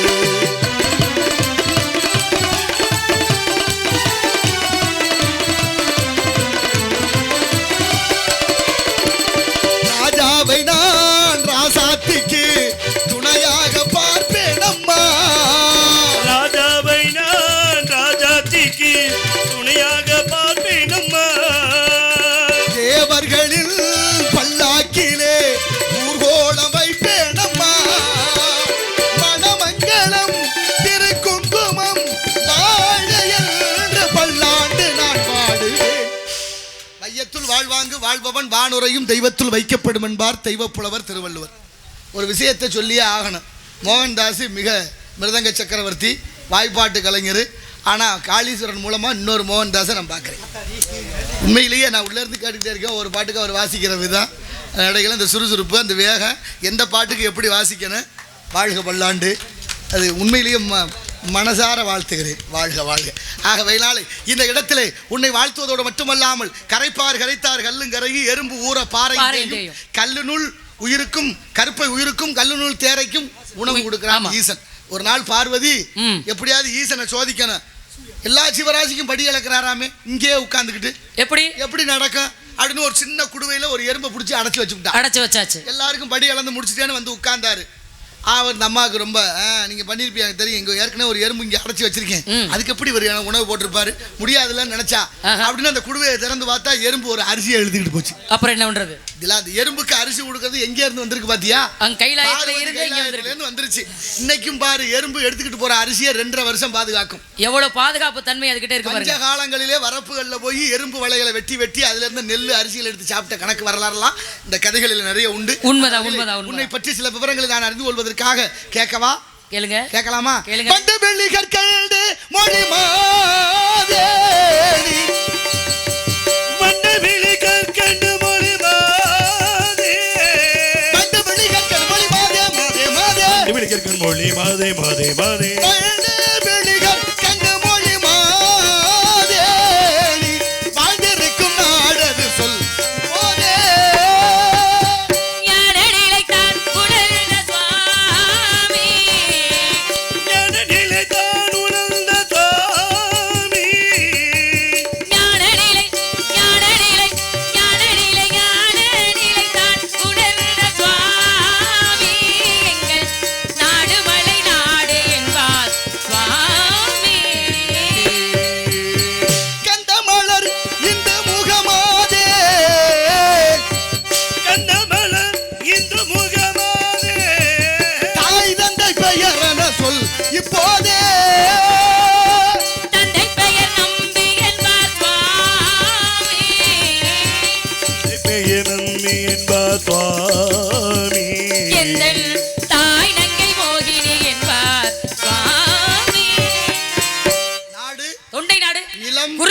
அமைத்திருப்பது பேசுவது தமிழ், வணங்குவது குகன். குகன் என்ற பெயர் எதனால? இதய குகையிலே குடிகொண்டிருப்பதனாலே முருகன். அழகன் முருகன் இடம் ஆசை வைத்தேன், அவன் அன்பு மலர் சோலையிலே பூஜை வைத்தேன் அப்படின்னு பாடல்லாம் வந்துருச்சு. அழகன் குமரன் குகன் என்று, முருகன் குமரன் குகன் என்று முழிந்து அப்படின்னு அருணகிரியாரும் பாடுகிறார். எவ்வளவு தத்துவமான பாடல்கள் இருக்கு. ஏன் முருகனை அழகன்னு சொல்றான்? என்ன சுவாமி? முருகனை ஏன் அழகன்னு சொல்றான்? முருகன் மட்டும்தான் அழகனா? உலகத்துல வேற யாரும் அழகே இல்லை. இல்ல சுவாமி, எடுத்த உடனே சொல்றது முருகன் அழகன்னு சொல்றோம். ஏன் மன்மதன் போல அழகனோ அப்படின்னு கேக்குறோம். மன்மதன் ஒருத்தன் தான், அதான் சொல்றேன். ஆனா முருகன் 100 கோடி மன்மதனுக்கு இணையானவன். அதனாலதான் உலகத்துக்கே ஒரு அழகன்னா மன்மதன், 1 கோடி மன்மதனை சேர்ந்த ஒரே ஒரு அழகன் முருகப்பெருமான். ஏன் அழகன்னு முருகனுக்கு பேர் வந்து? என்ன காரணம்? முருகன் மனசு எப்போதும் அழகு. எப்படி? முருகன் மனசு அழகு, முகமும் அழகு. முருகனை வணங்குற எல்லாரும் அழகாத்தானே இருப்பாங்க. கண்டிப்பா. முருகனை வணங்கினாலே அழகு தானா வரும். முருகனை வணங்கினாலே சகல ஐஸ்வர்யங்களும் வரும். உண்மைதான். அதனாலதான் ஆண்டியாய் நின்றாலும் வேண்டியதை வழங்கும் வள்ளல்னு பேர். கண்டிப்பா. இது நீங்க சொன்ன இந்த வார்த்தையை நான் வாசகமா ஏத்துக்கிறேன். பெண்களுக்குரிய பருவங்கள் 7 வகை சுவாமி. மங்கை பருவம், ஆடிப்பட்டம், தேடி காற்றுள்ள போது ஊத்திக்கணும், பருவத்தை பயிர் செய்யணும், பெரியவங்க செய்தா பெருமாள் செய்தது போல் பருவகாலத்தை வீணாய் பாழாக்கி விடலாமோ அம்மா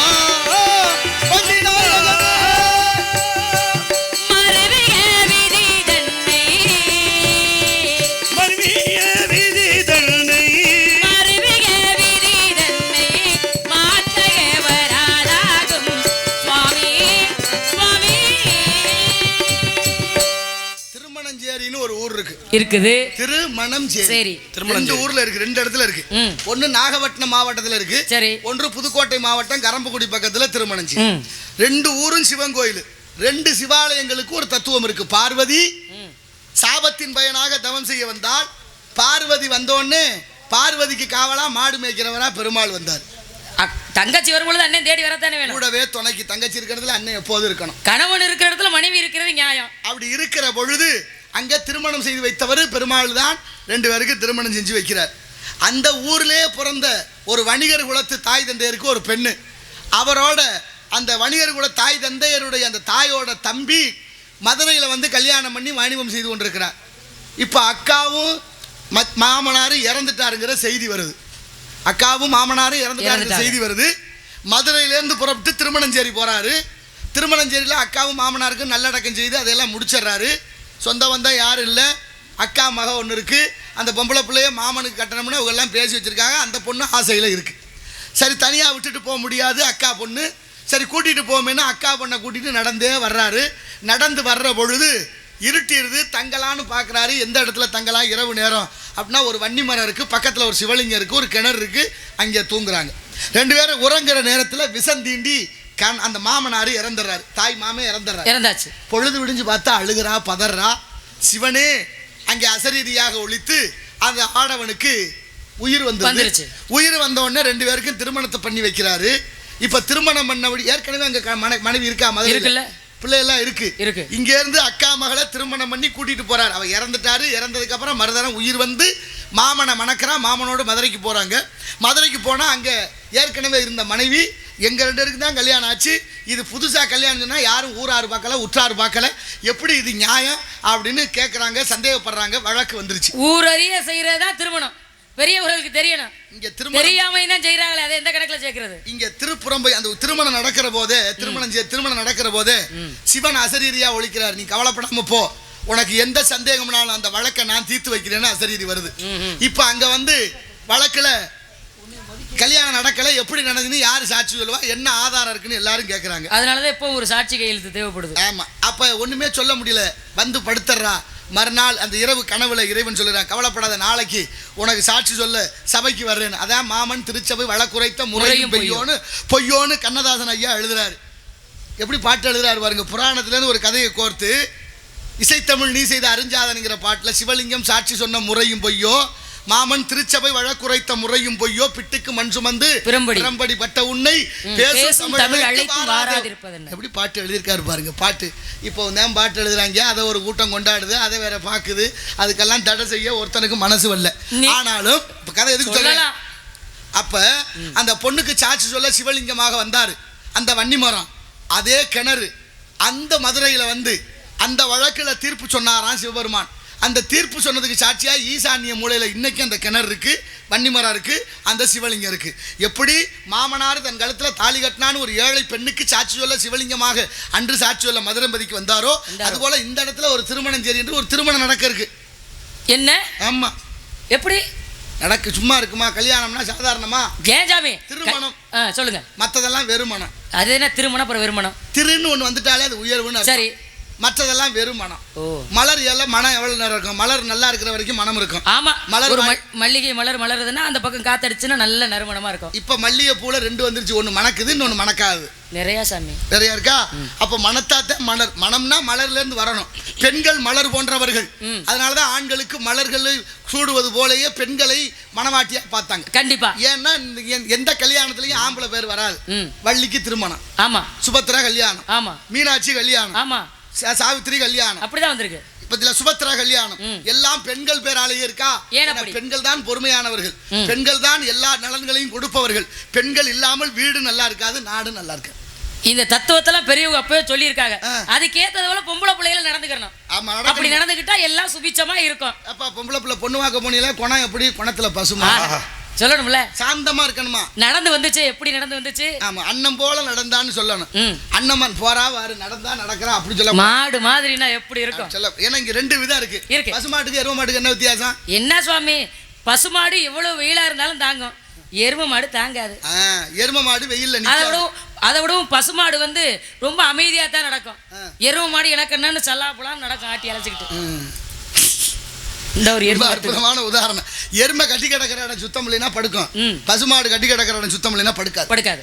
எரும மாடு வெயில்ல ரொம்ப நேரம் நிக்காது, எங்கனையா தண்ணி கிடக்குமான்னு பார்க்கும், ஒண்ணு இல்ல சாக்கடைனாலும் படுத்து விழுந்துரும். ஆனா பசுமாடு அப்படி இல்ல. பசும்பால் தண்ணியா இருக்கும், தாய்ப்பாலுக்கு இணையானது. எருமை பால் அடர்த்தியா இருக்கும், மந்த உண்டாகும். அதனாலதான் சில பேரை பார்த்தா எருமை சொல்லு பேச்சு கேளுன்னு சொல்றான். யார சொல்றீங்க? உதாரணம் பிள்ளைகளுக்கு சொல்லும் போது. ஏன்னா எருமை மாடு அசட்டுத்தனமா இருந்தா, அது மாதிரி மந்த புத்தியா இருந்தா, மந்த புத்தி. எருமை மாடு 10 மாடுகளுக்குள்ள விட்டாலும் கண்டுபிடிக்க முடியாது. 1000 மாடுகளுக்கு பசுமாடு கண்டுபிடிக்க கண்டுபிடிச்சு. அதன் தன்மை இப்படி இருக்கு, இதன் தன்மை இப்படி இருக்கு. என்ன இந்த செய்ய? ரெண்டு விதத்துல மனிதர்களுடைய தன்மை இருக்கா? இருக்கே. அதனாலதான் எந்த குழந்தை நல்ல குழந்தை தான் மண்ணில் பிறக்கையில. இங்க உலகத்துல சாப்பிடுற சாப்பாடு கூட உணவை தீர்மானிக்குது, உணர்வை தீர்மானிக்குது. கண்டிப்பா. உணவு ஊட்டுற போத தாய்மார்கள் பிள்ளைகளுக்கு உணர்வையும் ஊட்டணுமா சேர்த்து. அதனாலதான் தாய்ப்பால்ல இருந்து அந்த உணர்வு கிடைக்குதுன்னு வச்சாங்க. இன்னைக்கு தாய்ப்பால் கொடுக்கறது ரொம்ப குறைஞ்சிருச்சு. ஆமாமா. ஆனா ஒரு பொண்ணு தாய்ப்பால 48 படி பால் வித்து பேர் வாங்கியிருக்கிறா. பாத்துக்கங்க. அந்த காலத்திலேயே இப்பவும் சரி. பெத்த பிள்ளைக்காக எதை வேணாலும் விப்பா. ஆனா பெத்த பிள்ளைக்கே கொடுக்க முடியலனா கூட இதனால தெய்வத்துக்கு உகந்த ஆவோமேன்னு சொல்லி அந்தமா வித்திருக்காங்க பாருங்க. வித்துட்டு அந்த காசுல என்ன பண்ணா தெரியுமா? என்ன பண்ணாங்க? தாய்ப்பால்ல விளக்கரிச்சா. தஞ்சாவூர்ல இருக்க பெருவுடையார் கோயில் இருக்கா, ராசராசன் சோழர் கட்டிய கோவில். அந்த கோயில்ல அந்த குடமுழுக்கு முடிஞ்சதுக்கு அப்புறம் மன்னர் ஒரு ஆலோசனை கூட்டம் போடுறாரு. கூட்டம் போட்டு பார்த்தா விளக்கு எல்லாம் மங்களகரமா எரியுது. அப்ப யோசிக்கிறார், இதெல்லாம் பெரிய பெரிய பணக்காரர்கள் கொடுத்த செல்வந்தர்களுடைய நன்கொடையில எரியுது. எல்லாரும் நம்மளை பொறுத்த வரைக்கும் ஏழை எளிய மக்களுக்கு இந்த கோயில்ல பங்கு இருக்கணும். நம்ம என்ன செய்யலாம்? எல்லாருக்கும் ஏழை எளிய மக்களுக்கெல்லாம் ஆடு மாடுகள்லாம் இலவசமா கொடுங்க. எல்லாம் இருந்துச்சுன்னா அவங்களும் வேலை வெட்டி வாப்பா கொஞ்சம் கொண்டாந்து விளக்கு ஊற்றி எண்ணெயை தேய்த்து அப்படி கொடுத்துட்டு ஒரு ஒப்பந்தம் போடுறாங்க. ஒவ்வொருத்தருக்கும் ஒரு விளக்கு ஒதுக்கியாச்சு. எல்லாரும் விளக்கு அணையாம பாத்துங்க, ஆடு மாடு நல்லா வளர்த்துக்குங்க, அந்த பணத்துல இருந்து கொஞ்சம் விளக்கு பார்த்து. இப்போ ஒரு நாள் கோயிலுக்குள்ள போறாரு, ஒரு விளக்கு எரியாம இருக்கு. அது 7 நாளா எரியல. யாருக்கு ஒதுக்கின விளக்குன்னு பார்த்தா 70 மாராயனுக்கு ஒதுக்கின விளக்கு. நேராக தேரை பூட்டிட்டு காவிரிக்கரை ஓரம் அங்கே போகிறாங்க. ஒரு ஓலை குடிசை, அது கூட சரியாக வேயப்படாத வீடு. அந்த குடிசைக்குள்ள போய் கீழே நின்று கூப்பிட்றாங்க காவலாளிகள், மாராயா வெளியில் வான்னு. உள்ளே இருந்து சத்தம் கேட்கல, ஒரு பொண்ணு அழுகிற சத்தம் கேட்குது, பெண் குரல் கேட்குது. யாருன்னு பார்த்தா உள்ளே இருந்து ஒரு சவலை வாய்ந்த எலும்பும் தோலுமா இருந்த ஒரு குழந்தைய தோலில் போட்டு வெளியில் வர்றா. வந்தவ மாராயன் மனைவி. யாரம்மா நீ? மாராயன் மனைவியா? ஏன் கோயிலில் விளக்கறியல? என்ன காரணம்னு கேட்க, மன்னா மன்னித்து விடுங்கள், எங்களுக்கு கொடுத்த ஆடு மாடுகள்லாம் 4 மாதத்துக்கு முன்னே பெய்த மழையில காவிரி வெள்ளம் பெருக்கெடுத்து ஓடியது. அதில் அடிச்சுக்கிட்டு போயிடுச்சு. காப்பாற்ற போன என் புருஷனும் இறந்துட்டாரு. இந்த குழந்தை பிறந்து 3 மாதம் ஆச்சு. இந்த குழந்தைக்கு கொடுக்குற தாய்ப்பாலை இவ்வளவு நாளாக விலைக்கு விற்றேன். அந்த காசில் இவ்வளவு நாளாக விளக்கு போட்டேன். 1 வாரமாக தாய்ப்பால் வத்தி போச்சு. விலைக்கு விற்க முடியலை, விளக்கு போட முடியலைன்னா. இந்த அம்மா சாப்பிட்டா தானே கொஞ்சம் பால் வரும். இருக்கிறத வச்சு முன்னேறுவோம். எவ்வளவு பெரிய சாதனை பத்தியா? மெய் சிலிர்த்து போனா மன்னன் ராசராச சோழன். பெண்ணே, என் உலகத்தின் தியாகமே, இந்த கோயில் இருக்க வரைக்கும் என் பேர் இருக்கும், என் பேர் இருக்க வரைக்கும் உன் பேர் இருக்கும், கவலைப்படாது. உன்னை நான் படிப்பெண்ணாக ஏற்றுக்கொள்கிறேன், உன் குழந்தையை நான் படிக்க வைக்கிறேன் ஏற்றுக்கிட்டு இன்னைக்கு தஞ்சாவூர் அந்த பெருவுடையார் கோவில் கல்வெட்டில் இருக்கான், தாய்ப்பாலில் விளக்கரித்த பெருமை 70 மாராயன் மனைவி வரகுணாளுக்கே என்று. ஒரு பிள்ளை பிறந்தா வரகுணால்னு பொம்பளை பிள்ளைக்கு பேர் வைங்க. இந்த நாடு மட்டுமல்ல, நல்ல தியாகத்தோட வளரும். உண்மையாவே நீங்க சொன்ன மாதிரி பேரை வச்சுதான் பிள்ளைங்க வளர்ச்சியா இருக்குன்றாங்க. நாங்க அப்படிதான் வைக்கிறது இல்லையே. பேர் எப்படி தெரியுமா? எப்படி? பிறக்கும் போதே உனக்கு வள்ளின்னு பேர் வந்துச்சா? இல்ல இல்ல தெரியல. அப்பா வச்ச பேர் தானே சுவாமி. சரி, பொதுவா எடுத்துக்குவோம். பிறக்கும் பொழுதே பேர் இல்ல, பிறந்த பிறகு தானே வைக்கிறாங்க. பிறந்ததுக்கு அப்புறம் வைக்கிறாங்க. உனக்கு வள்ளிங்கிற பேரே காரண பேரு. அதுல உனக்கு 6 பேர் இருக்கு. இது புராணம். ஆனா பொதுவா ஒரு மனிதனுக்கு குழந்தை பிறந்ததுக்கு அப்புறம் தான் பேர் வைக்கணும். பிறந்ததுக்கு அப்புறம் பேர் வைக்கிறோம். பிறந்து இறந்ததுக்கு அப்புறம் அந்த பேர் இல்லாம போயிருது. ஆனா இடையில என்ன பேர் வருது? வச்ச பேர் இருக்குது. அந்த பேரு சாதாரண நினைக்க கூடாது. இறக்கும் போதும் பிறக்கும் போதும் பேர் இல்ல, இடையில வர்ற பேரு தான் இன்னார் என்று காட்டுது. அதனாலதான் முகம் முகவரி அடையாளம் என்ற பேரு ரொம்ப முக்கியம். அந்த பேரை விட்டுடாம பேர் எடுக்கிறது பெருசு இல்ல, எடுத்த பேரை காப்பாத்துறது. அதனால ரொம்ப சிரமப்படணும். அதனால என்ன சொல்றேன், காக்க முடியாதுன்னு சொல்றேன். நம்பிக்கையில இருக்கேன். ஏன் ஜாமி தரத்துல முடிச்ச மாதிரி இவ்வளவு நல்ல விஷயங்களா பேசுனீங்க. எவ்வளவு பெருமையான விஷயங்களையும் நல்ல கருத்துக்களையும் சொன்னவரு. எது தரித்திரம்? காவல் பாத்துக்கிறீங்க. முடியுமான தத்திரமான வார்த்தை பேசுறீங்க. நியாயமா உங்களுக்கு முடியுமான்னு கேட்கணும். ஏன் வேலை அதானே. முடியுங்கிற நம்பிக்கையில தானே காவலுக்கு நின்றுட்டு இருக்கேன். என்ன சொல்ல வர? வேலைக்கு வந்திருக்கேன், நல்லா பாருமான்னு விட்டுட்டு போயிடணும். நல்லா பாருமா, காவல் சிறப்பா செய்யுமா அப்படின்னு ஒரு பெரிய மனுஷன் சொல்லுவீங்களா? பார்க்க முடியுமா? ஏன் பாக்குறேன்னு கேட்ட மாதிரில இருக்கு. மாட்டு வண்டி எழுக பந்தயம் வைக்கிறாங்க. 10 மாடு 10 வண்டி 20 வண்டின்னு வரிசையில நிக்குது. சரி, ஒவ்வொன்றுக்கும் அட்டை கொடுத்து இத்தனை எண்ணுல இருந்து வரிசையா நிக்குது. 1 2 3. பந்தயத்தை ஆரம்பிக்கிறதுக்கு முன்னால போய் சரி வாங்க வரிசையா நிக்கிறதுல ஒவ்வொருத்தரும் ஒவ்வொரு பரிசை வாங்கிட்டு போங்க, மத்த பேர்லாம் சும்மா போங்க. அது எப்படி சாமி நியாயமாகும்? பந்தயத்துல ஓட உடனே எது கொடி வாங்குதோ அதுக்கு தானே பரிசு. இப்ப பந்தயம் தான். அதனாலதான் இந்த பந்தயத்துல சோதிப்பது சோதனைக்குள்ளாக்குவது இறைவனுடைய செயல். பந்தயத்துல நான் கேள்வி கேட்கின்றது. எனக்கு கேள்வியில 6 இருக்கு. அறிவினா, அறியாவினா, ஐயவினா, கொடைவினா, குழல்வினா, ஏவல்வினா. 6 கேள்விக்கு 8 பதில் இருக்கு. அது தமிழ் இலக்கணம் சொல்லுது. தவத்துக்கு ஒருவர், தமிழுக்கு இருவர், குணத்துக்கு மூவர், சவத்துக்கு 4, சகலத்துக்கு 5, சுவைக்கு 6, ரிஷிகள் 7, வசுக்கள் 8, தானியங்கள் 9, பசி வந்தா 10, மறந்து ஆபத்து குணவா பிள்ளை, அரும்பசிக்கு அன்னம், தாகத்தை தீரா தண்ணீர், தரித்திரமரியா வெண்டீர், கோபத்தை அடக்க வேந்தன், குறுமொழி கொள்ள சீடன், பாவத்தை தீரா தீர்த்தம். அப்படி பயன் இல்லாமல் போய்விடக் கூடாது. இருந்து இல்லாது வாழக்கூடாது. பயன் விட என்ன சார்? பயன் உள்ளதாக இருக்கணும். எதை சொல்ல? சில பேர் வாகனங்கள்ல பாரு பயன்பட வாழு, மற்றவரையும் வாழ விடு. ஆமா, இப்படி வார்த்தைகள் எல்லாம் இப்ப பார்க்க முடியுது. ஆமா, ஒரு நிறைய பேர் நல்ல விஷயங்கள் பார்க்க முடியுது. அன்னை தெரசா அயல் நாட்டு பெண்மணி நம்ம நாட்டுல வந்து குடியிருக்காங்க. சரி, அப்படி குடியிருந்தாலும் இந்த தொழுநோயாளிகளை பாதுகாக்கிற வேலையை செய்யறாங்க. அந்த அம்மாவுக்கு ரொம்ப கருணை உள்ளம். ஒரு கவிஞன் எழுதுகிறான், நீ கரு உற்றிருந்தால் ஒரு குழந்தைக்கு தாயாயிருப்பாய். கண்டிப்பா. நீ கரு உற்றிருந்தால் ஒரு குழந்தைக்கு தாயாயிருப்பாய். நீ கருணை உற்றதனால் எல்லோருக்கும் தாயானாயின்னு எழுதுறார். ஒரு கல்கத்தா வீதியில போய் 2 கையும் ஏந்தி ஒரு பெரிய பணக்காரர்கிட்ட கை நீட்டார், இந்த குழந்தைகளுக்கு ஏதாவது கொடுங்கன்னு. அவர் அந்த நேரம் ஏதோ கோவத்தில் இருந்திருப்பார் போல இருக்கு. படக்குன்னு காரி எச்சியை துப்பிட்டார். கையில துப்புனோன்னு இப்போலாம் துப்புனா என்ன பாடுபட்டு சில பேர் அவ்வளவுதான். ஆனா அந்த அம்மா படக்குன்னு அந்த கையை அப்படியே மடக்கிட்டு, ஐயா எனக்கு வேண்டியதை கொடுத்துட்டீங்க, என் பிள்ளைகளுக்கு ஏதாவது கொடுங்கன்னு. எவ்வளோ பொறுமையா இருந்திருக்காங்க, அவங்களுக்கு என்ன தேவையோ கேட்டிருக்காங்க. அப்படியே என்னாச்சு, அந்த செல்வந்தர் அப்படியே ஆடி போயிட்டாராம். சொத்துல பாதி எழுதி வச்சதாக வரலாறு சொல்லுது. பாத்துங்க, தான் செஞ்ச தவறு அப்பவே அந்த அம்மா உணர்த்திட்டாங்க. ஒருவேளை திருப்பி இவங்க திட்டி இருந்தாலோ கோவப்பட்டிருந்தாலோ இவர் உணர்ந்திருக்க மாட்டாரு, திருப்பி பெரிய சண்டையா தான் வந்திருக்கும். அதுக்கு தான் திருவள்ளுவர் நிறைய சொல்றாரு. ஒவ்வொரு இடத்துலையும் ஒவ்வொரு குறளையும் சொல்லி சொல்லி சொல்லி சொல்லி நமக்கு அதுதான் சொல்ற. இடுக்கன் வருங்கால் நகுன துன்பம் வரும் வேலையில சிரிக்கணும். அதை மாத்தி கூட ஔவையார் பாட்டுறா ஒரு பாட்டு இருக்கு. துன்பம் வரும் வேலையில சிரிங்க சொல்லி வைத்தார் வள்ளுவர் சரிங்க. அவங்க சொல்லியிருக்காங்க. பாம்பு வந்து கடித்து விட்டு பாலும் உடல் துடிக்கையில யார் முகத்தில் பொங்கி வரும் சிரிப்பு வருமா? எங்க சிரிக்கணுமோ அங்க சிரிக்க. கண்டிப்பா. எந்த சிரிப்பு உலகத்துல சிறந்த சிரிப்பு? எப்படி? நடராசருடைய சிரிப்பு தான். அது என்ன? அதனாலதான் அப்பர் பாடுறார், குனித்த புருவமும் கொவ்வை செவ்வாயில் குமிழ் சிரிப்பும்னு பாடுறார். அந்த சிரிப்பு தான் சிறந்தது. அதனாலதான் இடுக்கன் வருங்கால் நகுகன்னா துன்பம் வருவதில்லை, ஏத்துக்கிற பக்குவம் வரணும். துன்பத்தையும் மகிழ்ச்சியையும் சமமா யார் பாவிக்கிறார்களோ அவர்களுக்கு எந்த இழப்பும் இல்லை. எவ்வளவு கஷ்டம் வந்தாலும் அவன் இருந்த இடத்துல இருந்துகிட்டே சிரிப்பேன், பாக்குறவன் பைத்தியமா நினைப்பேன். அதனால பெண்கள் விதியை வெல்வதற்கு மதின்ற அறிவு ஏன் காக்க முடியாதுன்னா, இந்த உலகத்துல யாரும் காக்க முடியல. யாரு? உலகத்துல சிறந்தது ராணுவ காவல். இப்ப ராணுவத்துக்கும் பாகிஸ்தானுக்கும் நம்ம நாட்டுக்கும் பெரும் பிரச்சனை நடக்குது. அத்தாடி, அதை நினைக்கல என்னமோ பண்ணுது சாமி. எல்லையோரம் இருக்கிற பொதுமக்கள் ராணுவ வீரர்கள் பல பேர் உயிரிழந்து கொண்டிருக்கிறார்கள். நான் என்ன கேட்குறேன், காக்கிறதான் பெருசு அப்படின்னு நீ சொன்னா, காவக்காரங்கெல்லாம் கெட்டிக்காரங்கன்னா 28 பேரை எப்படி வந்து உள்ள சுட்டேன்? அப்ப காவல்ல ஏதோ குறை இருக்குதானே? ஆமா.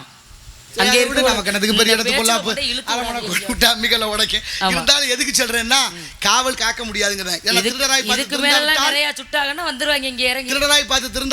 ஒழிக்கவே முடியாது. திட்டம் போட்டு திருடிக்கிட்டே இருக்கா. உடம்புக்கு சிரசு பிரதானம், கண்கள் பிரதானம், கண்களுக்கு இமையை தாண்டி கண்ணுக்குள்ள தூசு விழுகுது. அதனால காக்க முடியாது. விதியை வெல்ல மதி என்ற அறிவு இருக்கு. ஏதோ அதை வச்சுதான் ஓடிக்கிட்டு இருக்குது. அப்படி இல்ல, அறிவது அறிவு, உணர்வது ஞானம்.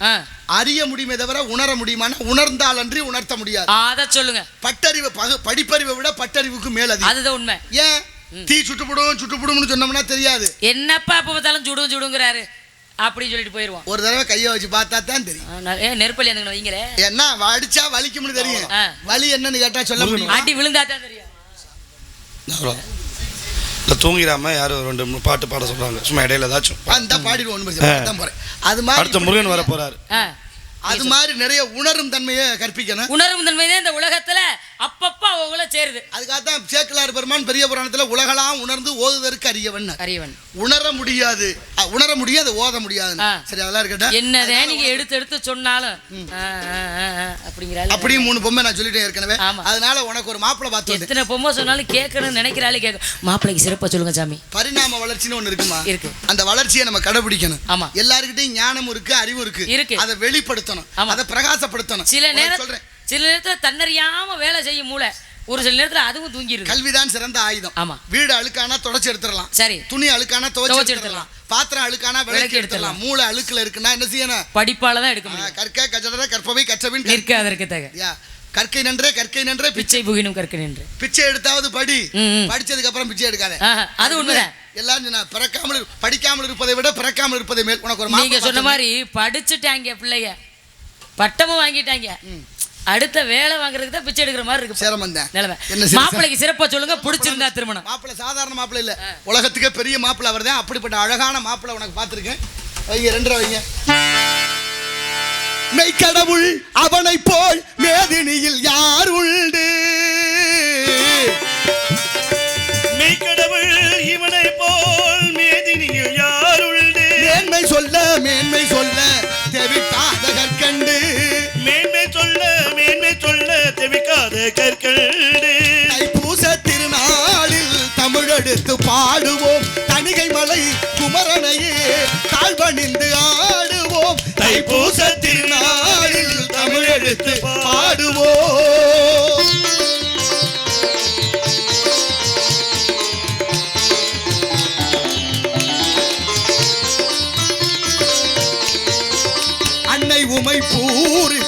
அழகொளிரும் பிள்ளை அரவமணி கலைஞனுக்கு அறிவுரைத்த கிள்ளை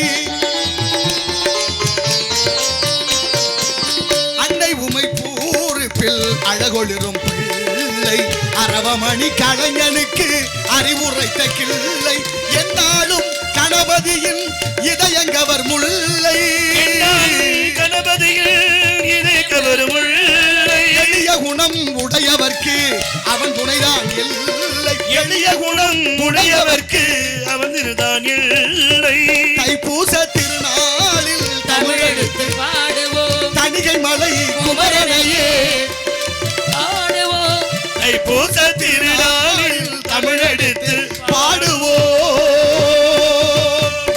அருவம் உருவமாகி அனாதையாய் பலவாய் ஒன்றாய் பிரமமாய் நின்ற சோதி பிளம்பதோர் மேனியாகி கருணைகூர் முகங்களாரும் கரங்கள் 12 கொண்டு ஒரு திருமுருகன் வந்தான் உலக உய்ய உருவாய் அருவாய் உளதாய் இளதாய் மறுவாய் மலராய் மணியாய் ஒளியாய் கருவாய் உயிராய் கதியாய் விதியாய் குருவாய் வருவாய் அருள்வாய் குகனே குருவாய் வருவாய் அருள்வாய் குகனே 2 அர்த்தம் இருக்கு ஆமா குருவாய் வருவாய் குகனே குருவாய் வந்து வருவாய் அருள்வாய் குகனே ஒரு சில பேரு அதனை நீ வணங்கி அந்த அழகன் குலகன் குக்குடகதாரி மஞ்ச ஏறி சேயோன் செட்டி மகன் குறிஞ்சி வேந்தன் அந்த செவ்வே உனக்கு மணாளன் சுவாமி ஒரு சில பேர் பாடுவாங்க ஒரு சில பேர் பேசுவாங்க நீங்க பாடுறதும் பேசுறதும் ஒரே மாதிரி இருக்கு சாமி என்னன்னு தெரியல எல்லாம் அவன் செயல் என் கையில எதுவும் இல்லை யாமரியன் பராபரமே நானும் வெறும் கூடுதேன் இல்ல நீங்க பேசும் பொழுது வாயை பார்த்துக்கிட்டே இருக்கணும் போலதான் இருக்கே தவிர நானும் நினைப்பேன் என்னப்பா இப்படி வாய் பார்க்கிறமேட்டு நாளைக்கு அப்படி ஒரு அமைப்பை ஏற்படுத்தி இருக்கிறாங்க கண்டிப்பா கண்டிப்பா எல்லாருக்கும் அந்த அருள் கடாட்சியம் கிடைச்சிடாது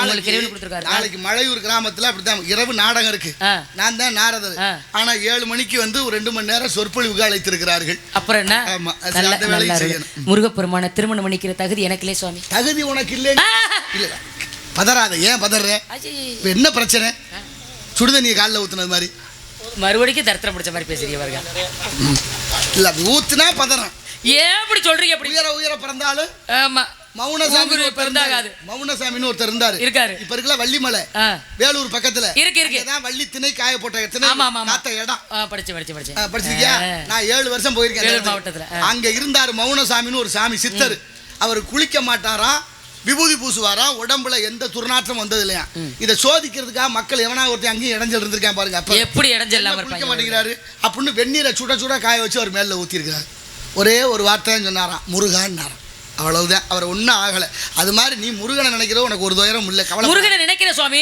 அவரை திருமணம் பண்ணிக்கணும்னு நினைக்கலாமா நினைக்கலாமே எவ்வளவு பெரிய தவறாது தப்பு இல்லையே எப்படி முடியும்ங்கறே கல்யாணம் நீ பண்ணி பாரு என்ன அப்புறம் அந்த உலக மக்கள்லாம் உன் கால்ல விழுந்து கும்பிடு வேணா சாமி நானே அவன் கால்ல விழுந்து விழுந்து தினமும் கும்பிட்டுக்கிட்டு இருக்கேன் முருகா இருக்கிறத விட இன்னும் கொஞ்சம் மென்மேலும் பெத்தவளுக்கு பெரியவளுக்கு நல்ல பேரை வாங்கணும் நானு அதுக்கேத்த மாதிரி நல்ல புத்திய கொடு நல்ல அறிவை கொடு உன்னை வணங்கக்கூடிய எண்ணத்தை மட்டும் எனக்கு கொடு முருகா அப்படி நினைச்சிருக்கேன் ஏற்கனவே எல்லாம் கொடுத்து வச்சிருக்காங்க அதை பயன்படுத்தாம திர்றேன் சில பேர் அதனாலதான் இங்க சிக்கல்ல இருக்கலாம் சரி நீங்க வேற மாப்பிள்ளை சிக்கல் சிங்காரவேலனுடைய திருவருள் கிட்டட்டும் சிக்கல் எட்டுக்குடி எண்கண் என்ற 3 ஊர் நாகப்பட்டினம் மாவட்டத்தில் இருக்கு சிக்கலிலே வேல் வாங்கி செந்தூரிலே வதம் செய்தார் எண்கனுக்கு ஒரு வரலாறு இருக்கு சிக்கலுக்கு ஒரு வரலாறு இருக்கு எட்டுக்குடிக்கு ஒரு வரலாறு இருக்கு எல்லாமே வரலாறோடு தான் இங்க இருக்கிறது சொல்லும் என் வார்த்தை கேளம்மா பகலும் இந்த துயரத்தை நீ விடுத்து பகலும் இந்த அவத்தையை நீ விடுத்து பகலும் இந்த துயரத்தை நீ விடுத்து அவனியோ இருப்பாய் செவி கொடுத்து என்ன வார்த்தை நீங்க சொல்றீங்க நான் பாக்குற வேலை துயரம்ங்கறீங்க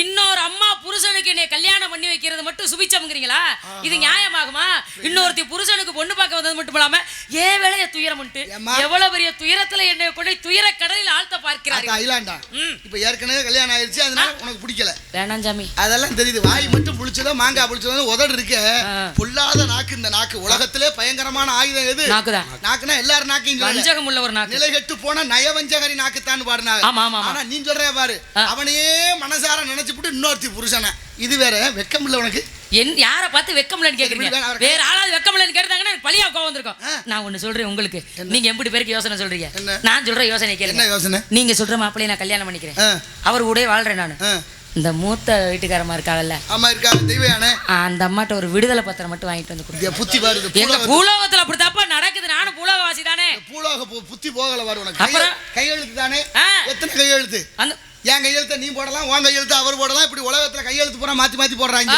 நான் சாட்சி வச்சுதான் எதா இருந்தாலும் செய்வேன். எந்த கையெழுத்து நிலையானது இல்ல. எது நிலையானது தெரியுமா? கை ரேகை தான் நிலையானது. அப்ப அந்த கை ரேகை சொல்லுங்க. அப்படி கேளு. 800 கோடி பேருக்கும் கை ரேகை வேற வேறையா இருக்கு. அதான் உண்மை. உண்மையா? ஆமா. அப்ப கடவுள் எவ்வளவு பெரிய ஆளு, எப்படி படைச்சிருக்கான் பாரு. எல்லாருக்கும் ரேகையை மாத்தி மாத்தி. பொய்யான தவ வேட புனிந்து வந்தவரே, பொய்யான தவ வேட புனிந்து வந்தவரே, பூமிக்கு கோல் சொல்லு புகழும் நாரதரை கைவரிசை எல்லாரும் போ. பொய்யான வேஷமா? பொய்யான வேஷம். இருப்போம் என்பது பொய், இறப்போம் என்பது மெய். ஆனாலும் பொய்யான உடம்பு படைத்த நீ என்னை பார்த்து பொய்யான வேஷம். இந்த உடம்பு பொய் உடம்பு, ஆனாலும் மெய்யுடம்புன்னு பேரு. ஏன்? நிலையான ஆன்மா குடியிருப்பதால. அப்படி நிலையான வாழ்வை நீ பெற வேண்டும் என்றால் இன்று பொழுது அஸ்தமனமாவதற்குள் சிக்கல் சிங்கார வேலவன வரச் செய்து உன்னை திருமணம் செய்து கொடுக்காவிட்டால் என்னை நாரதனும் அல்ல, அணிந்திருப்பது பிரம்ம முடிச்சும் அல்ல. சத்தியம் சத்தியம் சத்தியம் சத்தியம். பகவான் வைத்தியநாதன் மகன். அது வரைக்கும் பத்தியா எனக்கு என்ன மஞ்ச கமல மச்சினம் பொண்டாட்டியாச்சேன்னு பாக்க போயிட்டு வாங்க. பாருடா, இந்த பெண்களுக்கே உள்ள ஒரு குணத்தை என்ன நடிப்பு. எனக்கு ஒரு டீ கொண்டு போங்க சாமி. சும்மா சும்மா தனியா இருக்க பொம்பளை பிள்ளைகிட்ட போய் நம்மளுக்கு சாமி விரதத்துல இருக்க. கேட்க பக்கம் நாதில பாத்தீங்களா?